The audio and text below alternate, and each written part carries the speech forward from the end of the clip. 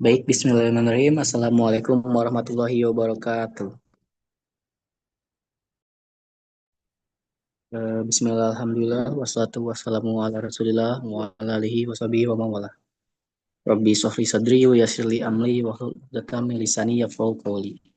Pertama-tama marilah kita panjatkan puji serta syukur kehadirat Allah Subhanahu wa taala karena berkat rahmat dan karunia kita senantiasa bisa berkumpul kembali walau dalam keadaan daring di presentasi tugas analis kimia pada hari ini. Salawat serta salamnya juga tak lupa kita sampaikan kepada Nabi kita semua yang Nabi Muhammad Shallallahu Alaihi Wasallam. Sebelumnya kami dari kelompok 5 yang beranggotakan saya sendiri Muhammad Yusuf, kemudian ada rekan saya Alia Desmayanti, kemudian ada Azmi Putri Divani, dan yang terakhir Fatimah Dinul Amanah.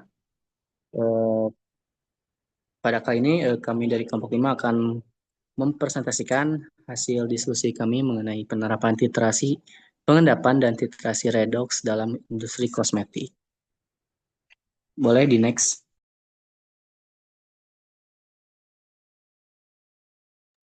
Nah, titrasi redox pada kali ini kita mengambil 5 topik gitu ya. Yang pertama yaitu penentuan kadar vitamin C pada sediaan krim pemutih wajah yang beredar di pasar online dengan metode titrasi 2,5 di chlorophenol indophenol. Kemudian determination of the total mass of antioxidant substances and antioxidant capacity per unit mass in serum using redox titration.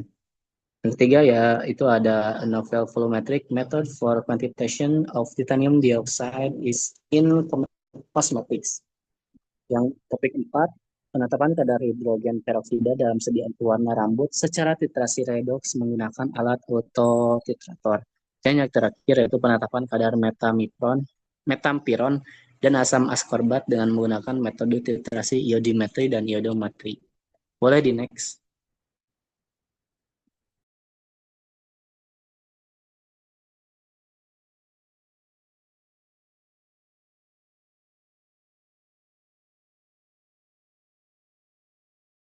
Baik, selanjutnya yaitu topik 1 yang akan dibahas oleh rekan saya, kepadanya saya persilahkan.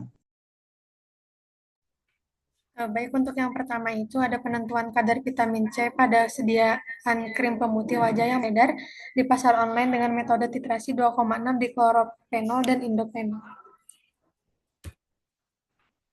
Tujuannya itu untuk menentukan kadar vitamin C atau asam ascorbat dalam krim pemutih wajah yang dipasarkan secara online. Metodenya itu titrasi redox menggunakan indikator 2,6 di chlorophenol indophenol. Prinsipnya itu asam ascorbat atau vitamin C adalah reduktor kuat.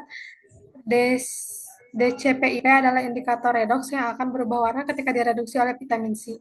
Pada kondisi asam, DCPIP ini berwarna biru dan akan berubah menjadi tidak berwarna saat bereaksi dengan vitamin C. Prosedurnya itu, krim pemutih wajah diekstraksi menggunakan pelarut asam, biasanya HCl encer, filtrat hasil ekstraksi dititrasi dengan larutan DCPIP, titik akhir titrasi ditandai dengan perubahan warna larutan dari tak berwarna menjadi merah muda samar tanpa kelebihan DCPIP. Dari volume DCPIP yang digunakan, kadar vitamin C dihitung dengan stoikiometri reaksi 1:1. Untuk pembahasannya, hasil penelitian menunjukkan bahwa kadar rata-rata vitamin C dalam 8 jenis sediaan krim pemutih wajah yang diuji bervariasi tergantung merek dan waktu penggunaan siang atau malam. Sampel krim Amos yang siang mengandung vitamin C sebesar 0,0298%, sedangkan Amos malam sebesar 0,0245%. Pada produk kolagen, kadar vitamin C di siang hari adalah 0,0355%, sedikit lebih tinggi dibanding kolagen malam yang mengandung 0,0350%. Untuk krim walet mengandung vitamin C pada sediaan siang adalah 0,0298%, sedangkan walet malam menunjukkan kadar tinggi dari seluruh sampel yaitu sebesar 0,0528%. Adapun produk temulawak baik untuk krim siang maupun malam menunjukkan kadar yang sama yaitu 0,023%, yang juga merupakan kadar terendah dalam penelitian ini. Variasi kadar ini menunjukkan bahwa masing-masing produk memiliki formulasi dan kandungan vitamin C yang berbeda, dan faktor waktu menggunakan siang atau malam turut memengaruhi kadar tersebut. Hasil ini dipengaruhi oleh titrasi redoks dengan 2,6 dikloropenol indopenol yang memberikan hasil spesifik terhadap kandungan vitamin C tanpa terganggu oleh senyawa lain dalam sediaan kosmetik. Lalu ada topik 2 di mana judulnya itu Determination of the Total Mass of Antioxidant Substance and Antioxidant Capacity per unit mass in serum using redox titration. Metodenya itu titrasi redox menggunakan kalium permanganat atau KMNO4, biodimetri dengan indikator amilum. Tujuannya itu untuk mengukur total kapasitas antioksidan, menentukan massa total antioksidan, menghitung aktivitas antioksidan per unit massa. Prinsipnya itu antioksidan dalam serum reduksi zat pengoksidasi, pengukuran dilakukan berdasarkan titik henti reaksi atau zoom point dan area di bawah kurva OD versus log pengenceran.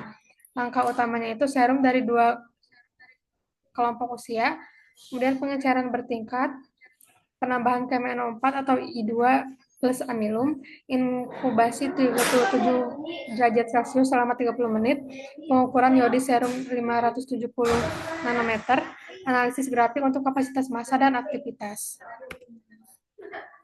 Lalu selanjutnya itu ada topik yang ketiga dengan judul Anopel Volumetric Method for Quantitation of Titanium Dioxide in Cosmetic. Untuk metodenya itu titrasi redox volumetrik, TiO2 direduksi menjadi Ti3, titrasi dengan Fe3 menggunakan indikator KSCN titik akhir berwarna merah. Tujuannya itu untuk menentukan kadar TiO2 dalam produk kosmetik, krim bedak, ataupun foundation, dan lain-lain. Prinsipnya itu TiO2 direduksi dengan aluminium, lalu Ti3 diterasi dengan Fe3, titik akhir ditandai dengan kompleks merah atau berupa FeSCN3+. Langkah utamanya itu kalsinasi sampel, pelarutan dan reduksi Ti. 4. Filtrasi dan titrasi dengan Fe3, titik akhir indikator KSCN, validasi dengan ICP AES. Manfaat dalam kosmetiknya itu TiO2 penting sebagai UV filter. Metode ini murah dengan kompleks, murah dan efektif, cocok untuk kosmetik kecil. Cukup, dikembalikan lagi ke moderator. Baik, terima kasih Saudari Azmi yang telah memaparkan topik 1 sampai 3. Kemudian topik selanjutnya akan dibahas oleh rekan saya kepada Alia Desmayanti. Kepadanya saya persilakan. Baik, selanjutnya itu topik 4, penetapan kadar hidrogen peroksida dalam sediaan pewarna rambut secara titrasi redox menggunakan alat autotitrator. Nah, metodenya tuh titrasi redox otomatis menggunakan KMNO4 sebagai titran dan autotitrator untuk deteksi titik akhir. Tujuannya itu untuk menentukan kadar H2O2 dalam produk pewarna rambut sesuai standar keamanan. Nah, prinsipnya itu H2O2 sebagai oksidator dititrasi dengan KMNO4. Autotitrator mendeteksi titik akhir berdasarkan perubahan potensial redox. Nah, langkah utamanya itu dimulai dari persiapan sampel, titrasi otomatis dengan KMNO4, pencatatan volume titran, dan perhitungan kadar H2O2. Manfaat dalam bidang kosmetiknya, H2O2 penting untuk efek pewarnaan rambut, autotitrator meningkatkan akurasi dan efisiensi, dan menjamin keamanan dan efektivitas produk. Selanjutnya, topik 5 itu penetapan kadar metampiron dan asam askorbat dengan menggunakan metode titrasi iodimetri dan iodometri. Nah, untuk metodenya, iodimetri adalah titrasi langsung dengan iodin untuk asam askorbat. Iodometri adalah titrasi tidak langsung dengan iodida menjadi iodin dan dititrasi tiosulfat untuk metampiron. Nah, untuk prinsip redoksnya, vitamin C sebagai reduktor, iodin sebagai oksidator digunakan untuk menentukan kadar vitamin C dalam sediaan kosmetik. Langkah-langkahnya itu, siapkan untuk iodimetri, siapkan larutan sampel, kemudian titrasi dengan larutan iodin, tambahkan indikator amilum, titik akhirnya itu warna biru, kemudian hitung kadar vitamin C. Nah, untuk iodometri, tambah Ki ke larutan sampel, kemudian titrasi dengan Na2S2O3, tambahkan amilum, titik akhirnya itu warna biru, dan hitung kadar metampiron. Untuk selanjutnya, dikembalikan ke moderator. Baik, terima kasih Alia yang telah memaparkan materinya. Kemudian selanjutnya yaitu ada penerapan dalam titrasi pengendapan. Pertama itu ada topik satu, titration method for determination of the Hell base of emulsifier. Kemudian topik kedua ada precipitation titration of chloride in a cosmetic product, a guide inquiry laboratory activity for general chemistry. Topik tiga yaitu perbandingan cara penentuan kadar seng oksida dalam salep secara gravimetri, titrasi pengendapan dengan kalium heksasianoferat 2 dan helatometri. Kemudian topik 4 yaitu kadar senyawa hidroquinon pada krim pemutih wajah yang beredar di pasar online. Dan yang terakhir yaitu teaching precipitation titration methods, statistical comparison of Mohr, Payan, and Volhard technique. Untuk topik satu, saya serahkan kepada Alia, kepada saya persilahkan. Baik, selanjutnya untuk topik satu itu, penentuan nilai HLB emulsifier non-ionik menggunakan metode titrasi. Metodenya tuh, yang pertama iodimetri, di mana titrasi langsung dengan iodin untuk asam askorbat, kemudian iodometri untuk titrasi tidak langsung dengan iodida menjadi iodin, dan dititrasi tiosulfat untuk metampiron. Nah, prinsip redoksnya itu vitamin C sebagai reduktor, iodin sebagai oksidator digunakan untuk menentukan kadar vitamin C dalam sediaan kosmetik.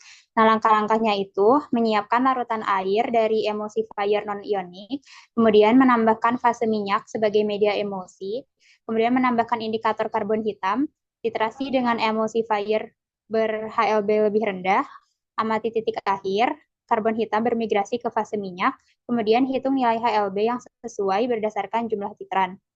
Metode ini penting dalam formulasi kosmetik seperti krim, lotion, serum untuk memilih kombinasi emulsifier yang menghasilkan emulsi stabil dan efektif. Selanjutnya dikembalikan ke moderator. Baik, terima kasih Alia yang telah menyampaikan materinya. Selanjutnya yaitu topik 2 atau topik selanjutnya yang akan disampaikan oleh rekan saya kepada Fatima. Saya persilahkan. Baik, terima kasih moderator. Untuk topik 2 itu yang berjudul Precipitation Titration of Chloride in a Cosmetic Product, Journal of Chemistry Education. Dengan metode titrasi pengendapan atau argentometri menggunakan metode Mohr. Dengan menggunakan titran larutan standar AgNO3, kemudian indikator kalium kromat digunakan untuk analisis ion klorida atau Cl- dalam produk kosmetik. Tujuannya untuk menentukan kadar ion klorida dalam produk kosmetik seperti lotion atau krim untuk menjaga kualitas, stabilitas, dan keamanan produk. Prinsip titrasi yaitu ion Cl- bereaksi dengan Ag+ membentuk endapan putih atau AgCl. Setelah semua Cl habis dan kelebihan Ag+ bereaksi dengan CrO4 2- membentuk endapan merah yaitu Ag2CrO4. Terbentuknya endapan merah menandai titik akhir titrasi. Langkah-langkahnya, yang pertama siapkan larutan sampel yang mengandung ion klorida, kemudian tambahkan ion indikator K2CrO4. Kemudian titrasi dengan larutan AgNO3 sambil diaduk. Kemudian titik akhir tercapai saat larutan berubah menjadi warna merah bata.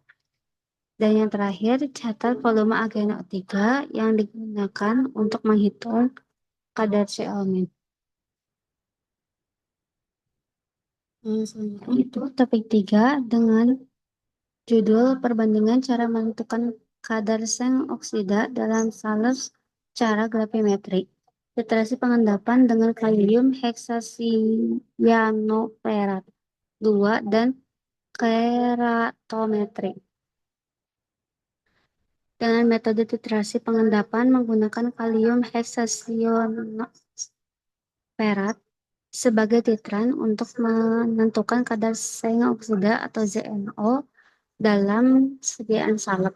Tujuannya untuk menentukan kadar ZnO dalam salep dengan membandingkan 3 metode analisis, yaitu gravimetri, titrasi pengendapan, dan keratometri, guna mengevaluasi keakuratan, presisi, dan efisiensi masing-masing metode.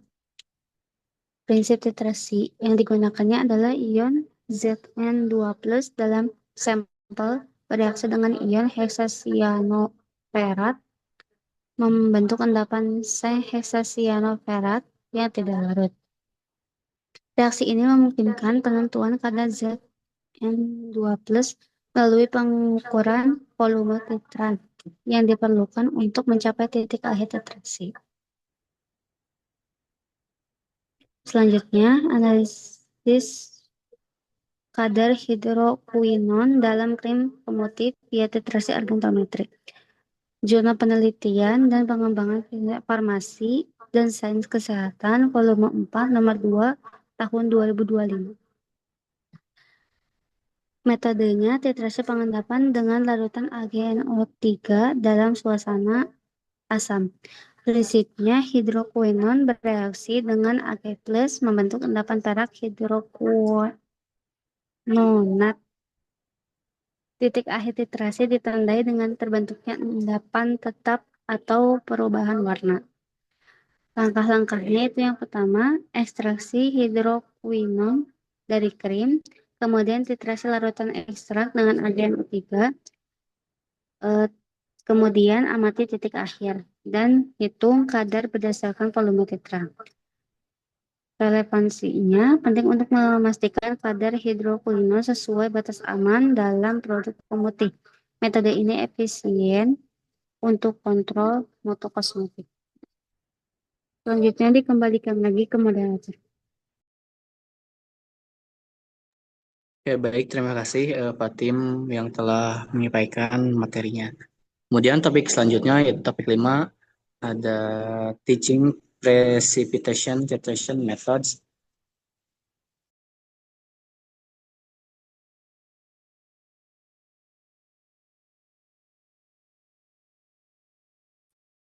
Baik, topik selanjutnya yaitu Teaching Precipitation Titration Methods, a Statistical Comparison of More Variant and Folhard Technique.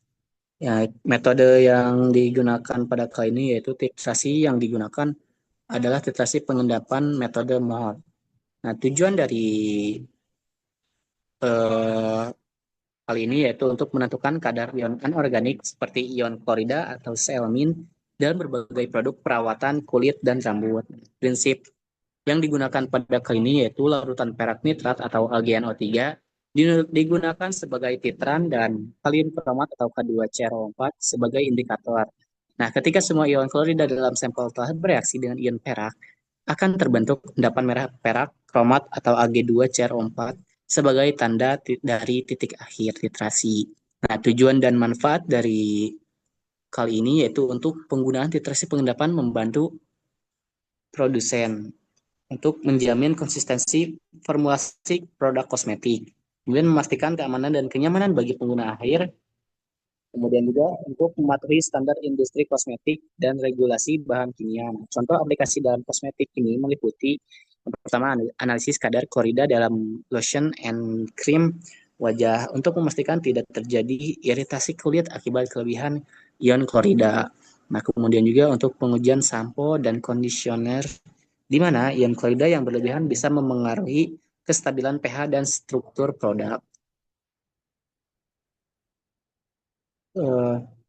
Mungkin dicukupkan sekian presentasi dari kelompok kami. Mohon maaf apabila masih banyak terdapat kesalahan dan kekurangan. Nah, kehilapan murni dari kami dan dan kesempurnaan hanyalah milik Allah Subhanahu wa taala. Saya tutup presentasi kali ini. Wabillahi taufik wal hidayah. Wassalamualaikum warahmatullahi wabarakatuh.